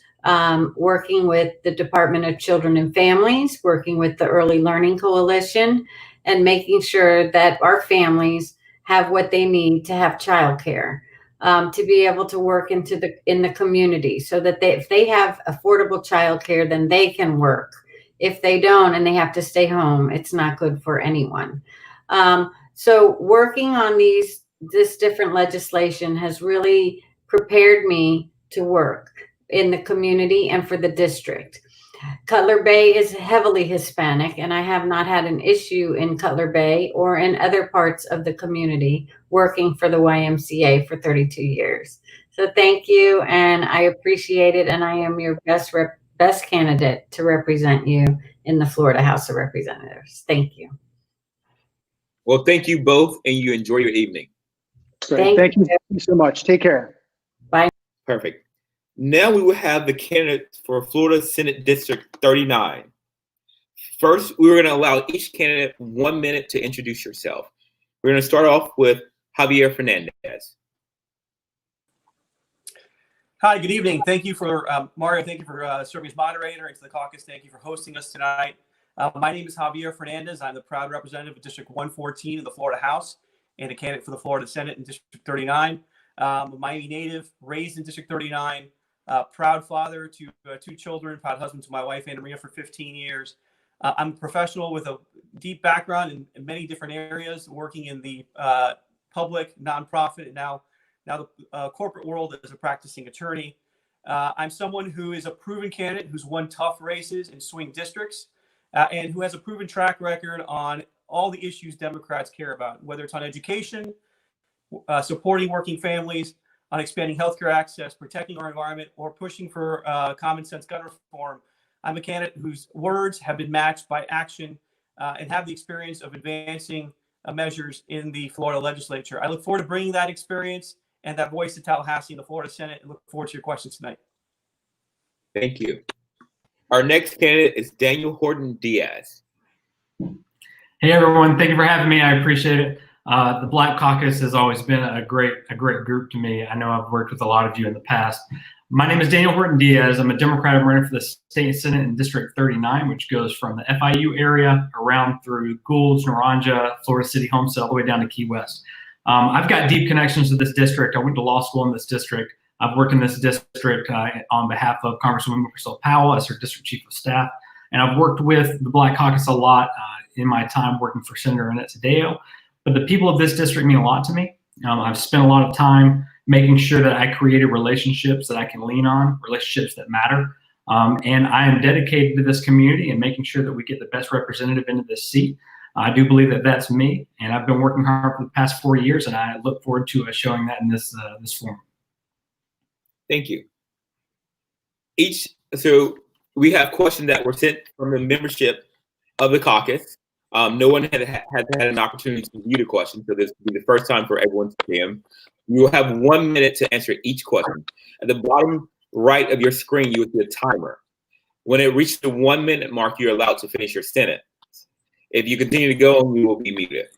So let's begin with our first question to Representative Fernandez. Tell us something about you that is very relevant that most people don't know. So a couple things. From a working background, one of my most memorable experiences was as a college intern working at the White House by day, who shoveled ice cream at night to pay for books and tuition. And then relevant to some of the issues of today as well, I think my first meaningful legislative experience was working for a mayor. And the first thing I had to tackle was implementing a charter reform package that sought to implement a civilian investigative panel, an oversight panel. So my first job, deeply immersed in those issues, and we passed that unanimously at our city commission on February 14th of 2002, and proud to have been a small part of that effort. Thank you. Same question for you, Mr. Horton Diaz. Tell us something about you that's very relevant that most people wouldn't know. Yeah, so I think a lot of people don't know that I grew up very poor. I was originally raised in North Georgia to a single mom. The food we ate growing up came from the food bank at our local church. Our clothes were hand-me-downs from my neighbor. We used to go buy our shoes from the used shoe store. And I've been on my own since I was 17. I worked my way through college, working in restaurants for 7, 8, 9 years. And then I got down to South Florida. I became the president of the student body at the law school, and then ran for politics ran for office in 2016. But I think the most relevant thing that a lot of people might not know about me is when I was 22, I blew out my knee playing basketball. I tore my ACL. But because I didn't have health insurance, I wasn't able to get it fixed. And so I actually wasn't able to get it fixed for 7 years. I had to wait 7 years until I got a job that had health insurance that would cover the cost of doing that. I had a very serious limp for 2 years. I had trouble working. But when we have conversations about healthcare and the needs to provide healthcare for people that need it, that's something that's really important to me because I've lived it. Thank you. We're going to go back to you, Mr. Horton Diaz, for our next question. In 1992, the legislature passed the William E. Sadowski Act. This program created a dedicated funding source for housing. This year was the first time in a decade that the money was actually going where it was intended to go, roughly $225 million. But it was ultimately vetoed due to the pandemic. What would you do to ensure that these funding will not be reverted going forward? And are you familiar with the SHIP dollars and how to use it in the district? Thank you. I am familiar with SHIP. I'm familiar with the Sadowski Trust. I actually spent 2 years on the board of Chapman Partnership for the Homeless, where we work a lot with some of those funding dollars. I am familiar with that issue, and one of the good points about the Sadowski funds this year is that we had bipartisan support to keep them in the budget. This is the first time in a long time, like you said, that we actually kept them in the budget. And even though they were vetoed by the governor, they weren't reallocated to some other project. So what has happened is that those funds may not be used this year, but they're still in the budget for the upcoming year. So I do believe that that still gives us an opportunity to access these funds and allocate them for local projects. We just have to get up to Tallahassee and make sure that we're leaning on the relationships that we create there with our other senators, whether it's a Democrat or Republican, because there is that bipartisan support for housing issues. And of course, this district has some of the highest housing costs, not just in the state, but in the country. And that's a really important thing that I'm supporting and that I will support in the future of state. Thank you. Same question for you, Representative Fernandez. In 1992, perfect.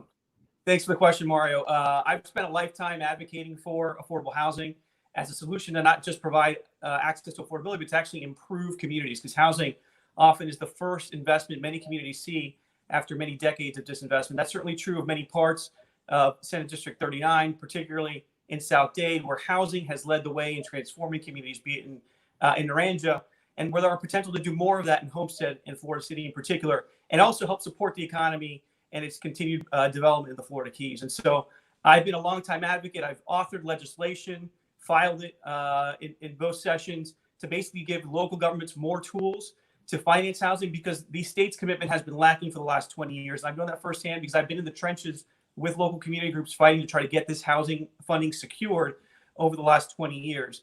Now, to start, basically, to get this issue resolved, we need more like-minded Democrats in the House, because this was a partisan election year commitment. That's the only reason we had this perfect political budget that was passed. If we're gonna keep that money in the budget going forward, we've got to have more Democrats in the House and Senate to defend the Sadowski Trust Fund. Thank you. We're going to go back to you, Representative Fernandez, for our next question. South Dade is in a flood zone. What role should the state play in decreasing the rising cost of insurance? And also, what role should citizen property insurance play?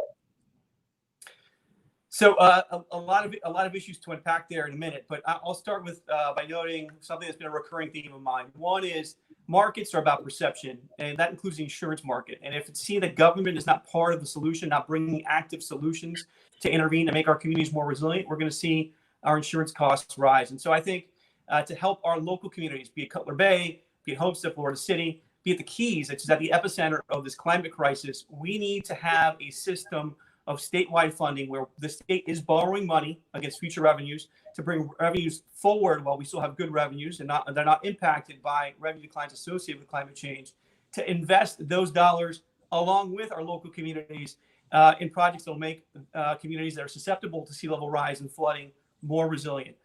We need that predictability in order to help our local cities, which plan over multiple years, get into a position where they can invest to address these issues. That should be our number one priority, and that will be my priority in the Florida Senate.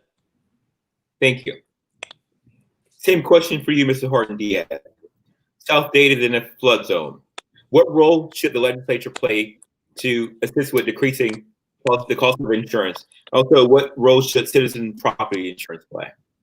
Sure. And citizens' property is, of course, the last resort for homeowners that need insurance. And so we're in a situation in our district where we have flooding issues in South Dade. We have windstorm issues down in the Keys. And insurance costs are rising to the point that they're becoming prohibitive for a lot of families. I mean, there are some owners that are even pushed to the point where they own their home outright, and yet they can't afford the insurance payments to make sure that their home is taken care of, and they forego insurance altogether, which is a recipe for disaster. So I think funding is important for this issue, but I think in order to get to funding, what we have to do is we have to create partnerships and we have to educate. Partnerships, we need partnerships at the legislative level between elected officials from outlying coastal regions of this state that have similar interests, that understand the importance of flood control and reducing these insurance rates. Without those partnerships, we can't pass anything in Tallahassee. Secondly, we need to educate the public about sea level rise and the global climate crisis, because if we don't educate and people don't believe that it's a problem, we're never going to be able to accomplish anything. Thank you. We're going to go back to you, Mr. Horton-Diaz, for our next question. District 39 encompasses a large portion of South Dade. What role would you play to alleviate the traffic transportation issues that they have? Oh man, so traffic in South Dade is awful. As the district chief of staff to Congresswoman Mugershill Powell, I have driven from Key West all the way up to FIU and all the way downtown countless times. And I can tell you, I've seen that traffic firsthand. I understand that it's prohibitive for a lot of people, even that might want to take jobs, but they have family at home. They can't drive an hour to get to Kendall, or they can't drive 2 hours to get downtown.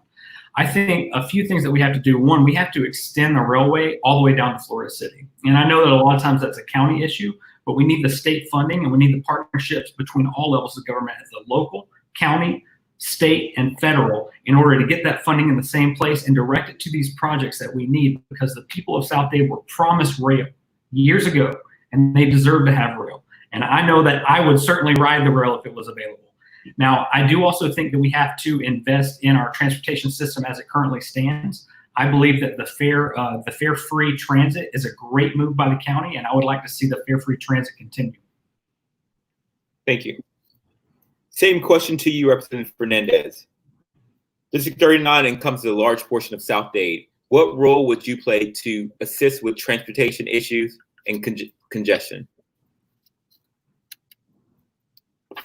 The House and advocating locally with our county commission in terms of what the best alternatives are to connect South Dade with the balance of Miami-Dade County by first advancing rail. I think it's important. Partnerships are important, as Dan mentioned, and I'm proud to be endorsed by the full Democratic delegation of senators that form part of the 17-member strong caucus today. I also have the support and endorsement of both Congresswoman Mugershill Powell and Donna Shalala, who are going to be important partners in this conversation around funding to provide transit solutions. I think the big idea that I've been focused on is making sure that we're pushing up the state's contribution in terms of funding for mass transit.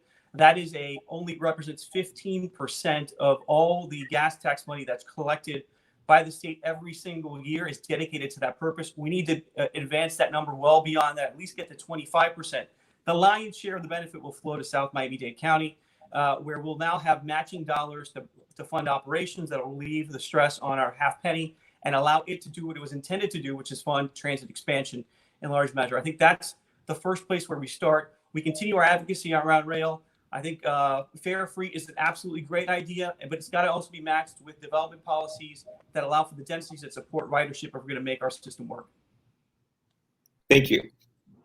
Next question for you, Representative Fernandez. The lottery was introduced in Florida in 1986 after a constitutional amendment.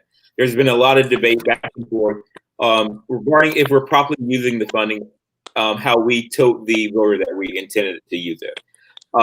How do you feel that it's currently being used regarding education, and would you change how it's being allocated?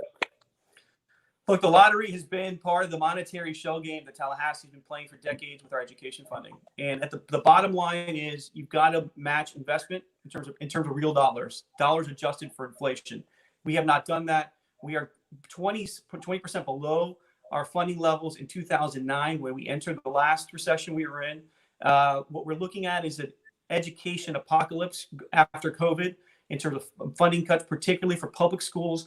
All the funding gains, in quotes, that have been made have been diverted to charter schools and voucher programs. The single biggest beneficiaries of additional education dollars have been those two programs, to the detriment of our public schools, to the detriment of our African-American students in particular, who have not fared well in those systems and not been served well by those alternate choice systems, and who are being robbed of the resources to go to high-quality public schools. So my focus is on funding and making sure that funding is tied to inflation so that we actually are making investments, continued investments, growing investments in the primary source of instruction that has led to the greatest gains for African-American children in our community.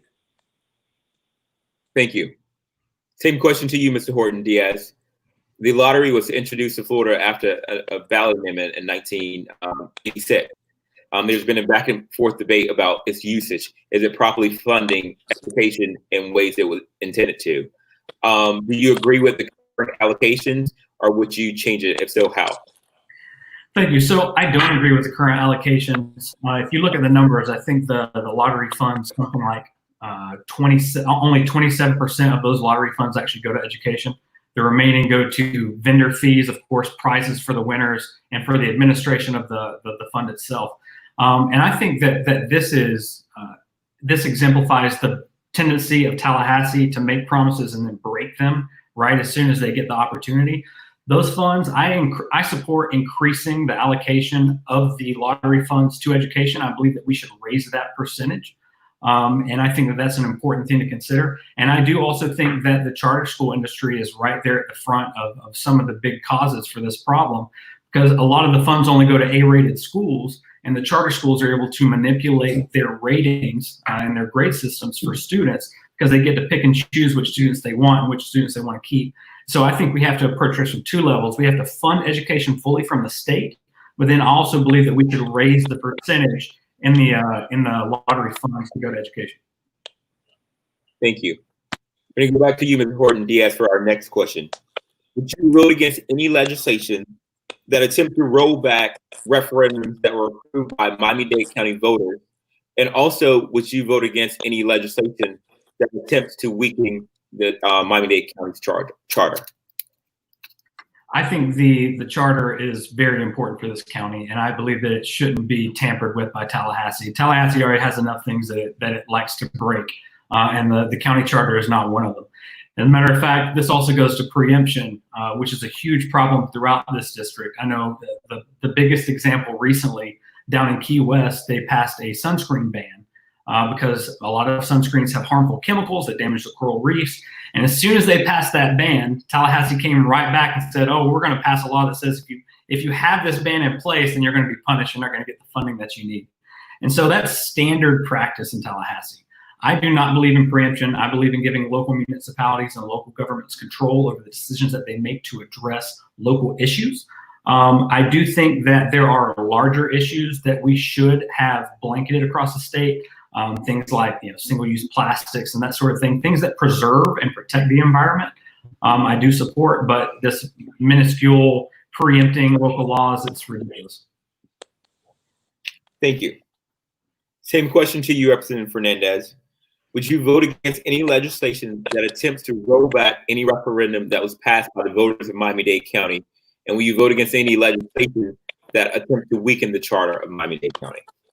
Well, I can say that I don't. I would, but I actually have voted against these measures at both the committee level and on the floor, and vigorously opposed them, including the sunscreen preemption that Mr. Horton-Diaz mentioned in his comments.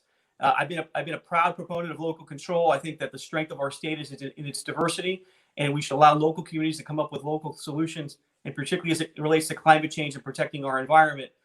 Where we should be encouraging people to think globally but act locally. And we've seen a rash of attempts by Tallahassee to circumvent well-meaning and well thought out and well-executed measures by local governments to improve our environment. So I have been a proponent for local control. I have opposed preemption efforts, and I will continue to do so in the Florida Senate. Thank you. We're going to go back to you, Representative, for our next question. What plans do you have to stimulate the economy in South Dade? So I think there's a myriad of opportunities that we should focus on. First and foremost, the Southland Mall is a failing mall. It's a huge opportunity in terms of its size, in terms of its proximity to transit. We need to create a regional activity center there. That's a place where people can live, work, and play, where we can have jobs relocated to that portion of the South Dade community. To keep some of the 175,000 employees that live in South Dade and work elsewhere in the county from having to make what's a very arduous commute. And I think that starts with advancing a local partnership with our county commission and the town of Cutler Bay on creating a CRA to help finance some needed improvements, public improvements there to make that project and make that revitalization happen. I think we also need to focus on supporting our agricultural community. They've been damaged very badly by bad trade agreements. It's an industry that's under siege.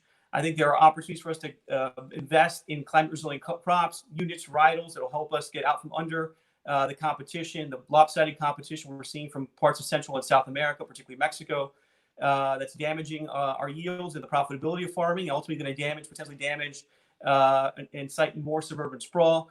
And I think we can also need to focus on redoubling our connection with transit, making those communities, those bedroom communities, connected to the broader economy of Miami-Dade. And lastly, I would say we should have a renewed focus on the Homestead Air Reserve Base and making sure we support and expand the mission there with our federal partners and our congressional delegations. Thank you. Same question for you, Mr. Horton-Diaz. What plan do you have to stimulate the economy in South Dade? Yeah, I think there's actually been a lot of positive activity and conversations right now locally, at least before the pandemic hit, to stimulate the economy in South Dade. I think considering that the pandemic has kind of shifted our frame of mind and how we approach the economy, at least right now, I think that we have a very real opportunity to begin to promote remote work so that people can work from their home at least part-time of the week. I believe that there's an opportunity to create incentives for businesses as well as to encourage local governments and municipalities for their workers to allow them to work from home as often as possible, which would also, of course, impact the transportation issues in South Miami-Dade. I actually was doing some reading about the Economic Development Council of South Miami-Dade, and they have a lot of creative ideas. And so I do think that the partnerships that we have in Tallahassee with county officials are going to be very important, making sure that we are communicating not only their needs and their interests up to Tallahassee, but also making sure that we're able to get some of the incentive programs brought down to the district so that people do have those job opportunities.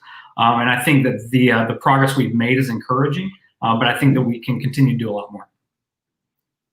Thank you. We're going to go back to you, Mr. Horton-Diaz, for our next question. South Dade has a very large ag community, which is very, very important to Florida's economy. What plans do you have for the community, the ag community, South Dade? So the South Dade ag community is one of the most unique areas in this entire country, because South Dade agriculture is the only place in this country where you can grow crops year round. And so I think what happens a lot of times at the broader state level, you have this push and pull between clean water groups and agriculture. And South Dade agriculture a lot of times gets lumped in with some of the bad actors up in Central and North Florida that cause a lot of pollution. But I believe there are solutions specifically for South Dade agriculture that can really promote the industry. I believe that we have to push agritourism, which is a thing that we can really look into in South Dade. It's a very unique place, like I mentioned, that people want to come and see, and they want to see what people are doing in the agriculture industry there. I think that we can promote smart building techniques that are hurricane resistant. There are a couple of farms out in South Dade that have very innovative technology, ways that they've been able to protect their plants, even with all the hurricanes that sweep through. And then, of course, we have to work with farmers themselves to make sure that we're not overdeveloping that area of South Dade and that we're preserving it for the agricultural industry, which again is unique and very important. Thank you. Same question for you, Representative Fernandez. South Dade has a large ag population, which is very vital to the economy in Florida. What plans do you have for the ag community in South Dade? Look, first, it's important to note that it's the second most important growing region in our state, and certainly one of the most important in our country. And certainly we have not thought of agriculture as a national security issue. I think we absolutely should. We should not be dependent on foreign growers for our ability to feed ourselves, as we found ourselves dependent on foreign producers for the ability to procure PPE during this pandemic. So I think this pandemic has shed a new light on the importance of this region. And I think, number one, we need to start with being advocates for the community in terms of rectifying these very bad trade agreements that have undermined the stability and profitability of some of the crop staples that have been part of the production down in South Dade. That certainly is going to force us to invest in our university partners, like the USF Extension Center down there, to make sure that they're helping farmers identify new market opportunities and also develop new crop varietals that are climate resistant, as we're dealing with the impacts of climate change as well. And then lastly, I think there are ways that we need to work with the Department of Agriculture here at the state to provide incentives, stem the impact of development, and make sure that our farmers remain competitive. Thank you. Let me go back to you, Representative Fernandez, with our next question. The African American and people of color are overrepresented in Florida's prison. What legislation would you support or propose to decrease the prison population and also to eliminate those disparities? Yeah, so I think one of the big things that we see, particularly that impacts young African American men, is the ability for our state's attorneys to direct file for very minor charges, which put them in a posture where they, are in the penal system. We should end that practice. I've been a supporter of efforts by other members to advance that legislation and look forward to supporting again in the future.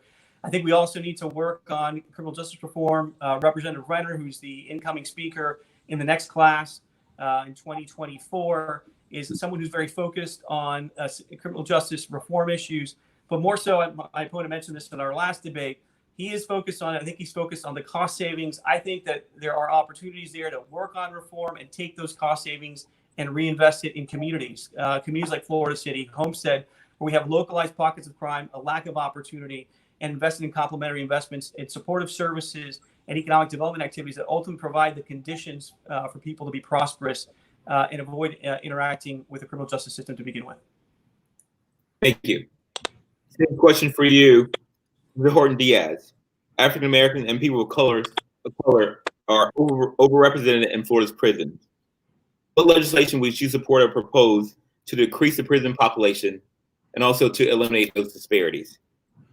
Thank you. I actually believe there are incredible opportunities to introduce legislation on this point. And even though the two parties see things differently, the Democrats tend to look at moral reasons to reduce the prison population, while the conservative Republicans want to just reduce costs. And I actually think that those are both great, and we can meet in the middle.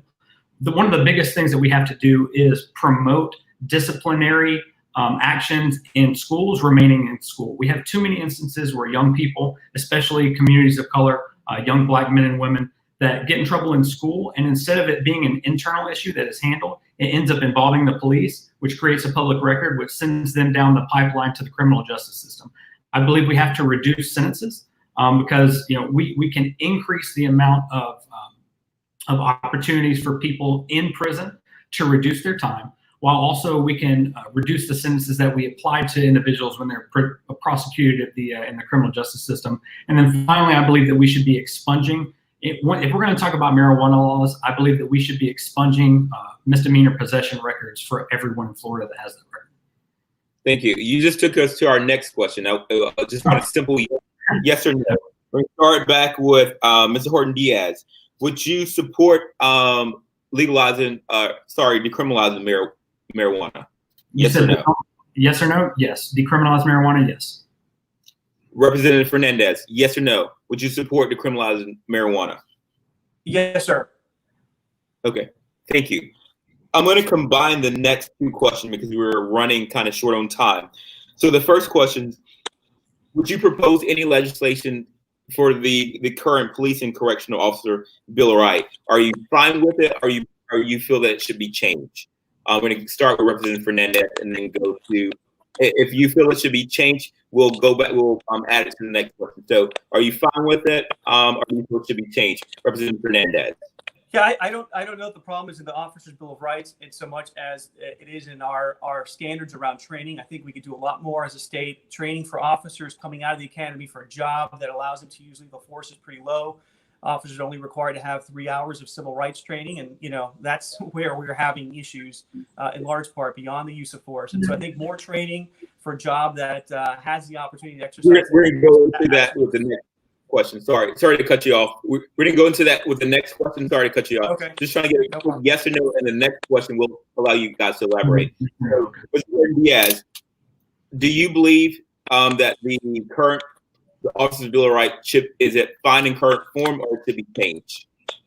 I think we have to take a look at it. I do believe that there are things that need to be changed, and I'll take the opportunity to say I fully support requiring officers to wear body cameras at all times. Okay. All right. The next question, and this you can elaborate from the previous question, or you can speak directly to it. We've seen protests sweep across the country, specifically relating to police brutality. What do you feel should be done at the state level to reduce police brutality? I'm going to start with Mr. Horton-Diaz. So I actually think I'm a strong supporter of the Black Lives Matter movement. And I think that aside from state legislation, I think that if you don't have elected officials representing you that embrace that message, that are willing to say Black Lives Matter, that are willing to say, yes, Black people in our society are treated differently and they have been for a long time, and that we need to take strong action to address that, both at the local level, the state level, and really in each other's parts, I think that's a problem. So I fully support that movement. I'm very proud to have been able to go to a couple of rallies in Homestead down in Key West. But I do believe that there is legislation that we can promote, and it really touches on everything else that we've discussed in this. We have to look at education. We have to look at policing. We have to look at access to health care. We have to look at affordable housing. It's not just one issue, it is a number of issues. But the key is that if you don't believe that Black Lives Matter, if you're not willing to embrace that message, you fail to look at all of these other related issues in the way that can accomplish something for the Black community. So you can always count on me to support those goals. Thank you. Same question to you, Representative Fernandez. We've seen protests sweep across the country, specifically relating to police brutality. What role do you feel, or what legislation do you feel should be produced to eliminate it? So first, let me say I support Black Lives Matter. Black Lives Matter, but I haven't just said it. I've actually done something about it, and was proud to introduce a appropriations request to support the gun violence intervention initiative that Commissioner Edmondson has been promoting, to expand it beyond Liberty City and bring it to communities like Florida City and Homestead, where we do have localized pockets of shootings and police violence. And so I think it's important not just to say that we support it, but to tell you also that we have taken action to advance solutions to these issues already before the George Floyd crisis. Secondly, as I said before, I do think that we need higher officer training. We need to have more training, better training focused on the use of force, training requirements related to use of force, and also respecting civil rights. And then we also need to make sure that we have accountability measures in place. And that starts with diversity hiring requirements across departments, communities that are policed by officers that reflect the community, have less incidents of violence. And secondly, we need to make sure that we hold local communities accountable around background investigations. Part of the problem we have today is that we hire officers with negligible records, poor records, going into the force. They become legacy problems for the departments and ultimately lead to the violence that we see perpetuate on the streets of communities like Minnesota and elsewhere. Thank you. And I want to thank you guys both for participating with us tonight. I'm going to allow each of you 2 minutes for your closing remark. We're going to start off with Representative Fernandez. Mario, thank you for hosting or for moderating tonight's debate, and to the caucus for hosting us. Again, my name is Javier Fernandez. I've been a proud advocate for our community in the Florida House this far. I'm looking forward to be an advocate for Senate District 39 in the Florida Senate. I know this community. I was raised in it. I have worked on issues around access to affordability. I've worked on police brutality and violence issues with results around implementing a civilian investigative panel for the city of Miami successfully that has made a difference in terms of policing tactics and protocols there. I've been a staunch defender of public education, which is absolutely essential to create opportunities for our community going forward and the children of our community. I've been a staunch advocate for working families, for expanding access to healthcare, for protecting our environment, and I've led the fight on gun reform, which we cannot neglect in the coming weeks and months because it's African-American children who are 12 times more likely to be the victim of gun violence than their white counterparts. I'm going to bring the same energy and focus to the Florida Senate that I brought to the Florida House, and I look forward to earning your support here on August 18th when I ask you to put number 35 on the ballot. Thank you very much. Thank you. Mr. Horton-Diaz, you're allowed your 2 minutes to close. Thank you, sir. It's been great to be with you all tonight. Hopefully soon we can do this in person. The Ron Brown chapter has had a really big impact on me in my government work and as a candidate for office. It was one of the first groups that I interacted with before I ran for office, months before, back in 2016. And whenever I think of the chapter, I always think of Daisy Black. Many of you will remember Daisy. Daisy was one of the kindest people that I've ever met ever since I moved down to South Florida. And she's always been someone that I think about when I talk about issues in the Black and African-American community, because she was so passionate about helping and advocating for this community. So the most important takeaway for me, for anyone that's watching this, is that you can count on me to always fight for your issues, to fight for this community. I've been doing it for as long as I've been down here. It's something that I'm really passionate about. I've overcome a lot. I've had a lot of struggles. And so I believe that I, as a candidate, have a level of empathy. That is an important thing for elected officials to have, and something that we don't find very often in our elected officials, especially at the state government. So again, my name is Daniel Horton-Diaz. Many of you know me as Dan. I'm a Democrat. I'm running for the state Senate in District 39. I hope to have your support. I look forward to having your vote, and vote for me on August 18th. Thank you very much. Thank you to everyone who has joined us tonight. Again, thank you to the Ron Brown South Dade Democratic Black Caucus. Thank you for putting this very, very important event together. Everyone have a great night. Thank you.